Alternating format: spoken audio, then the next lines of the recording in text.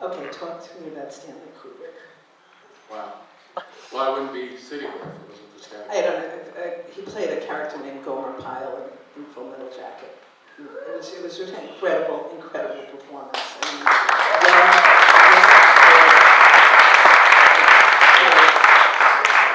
I was a bouncer in New York, going to acting school. At that time, I was studying with a woman from Actors Studio. I had just finished a 3.5-year tour with the American Stanislavski Theater, and then started to get into method acting.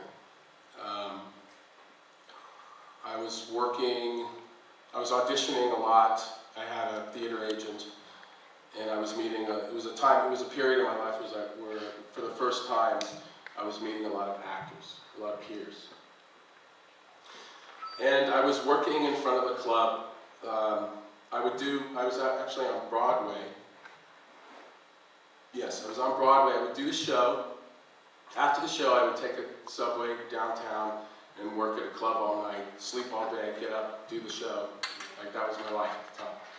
And, but I was working in front of the door, and a friend of mine, Matthew Modine, was walking by with his wife.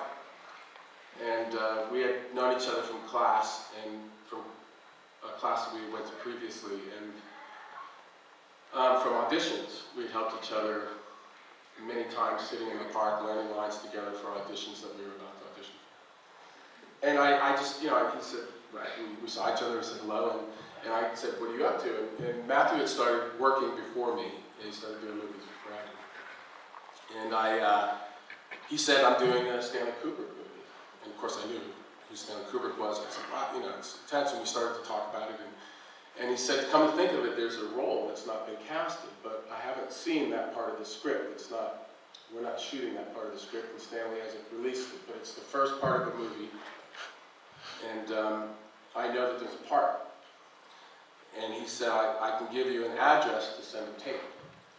Now, when you think about that today, when you think about sending a DVD or an email to somebody with your performance on it, it's very simple.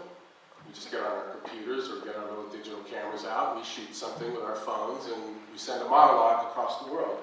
Back then, you had to rent a camera that was about this big. Not only was there a camera, but there was this huge deck with a strap that recorded it on the camera, a beta. But I didn't. I got my best friend at the time, Steve Marshall, and I was doing that play, so I did a monologue for the play. I set up a tripod with this huge contraption that we'd never seen before in our lives. And I recorded a monologue from the play that I was doing on 10th Avenue and 21st Street on a stoop, just in front of somebody's house. And I sent it to... Did you know it was a war movie? Did you know what it was? Yeah, I knew it was a war movie. It's like a 3-day-old baby. I know. Baby got up this morning and said, I have got to go sleep.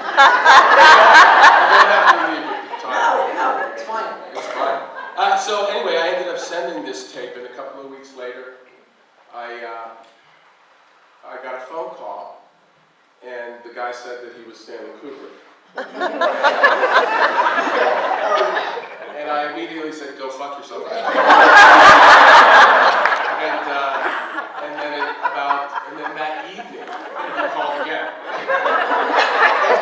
I don't think he had been told to go fuck himself in so long that it took him a long time to get over it.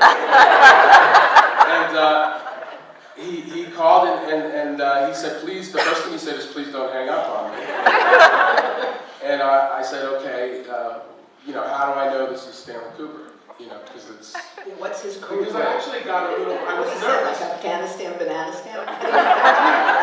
Well, yeah, exactly. I mean, I said to him, I said, I was very young and, full of myself.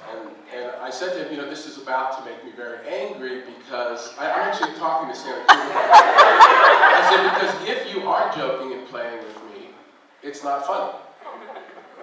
Because I'm an actor and I want to do a Stanley Kubrick movie. I want to be in all kinds of things. And if you're just messing with me, then it's not funny.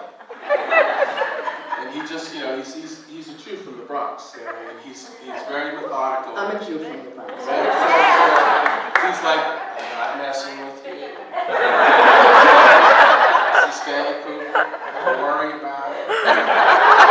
Just listen to me.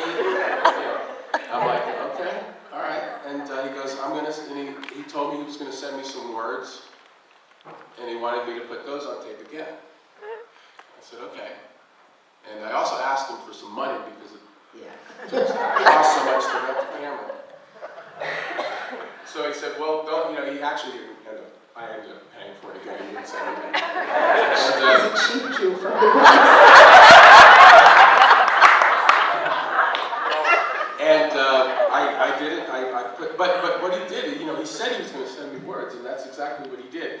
He just sent me words with no punctuation, no description, no character description, no story description, just a one page of dialogue with all in capital letters, and I put it on tape in whatever way that I thought I should. I was very nervous about it, but I just did it. And I said that, and I got hired a couple of weeks later.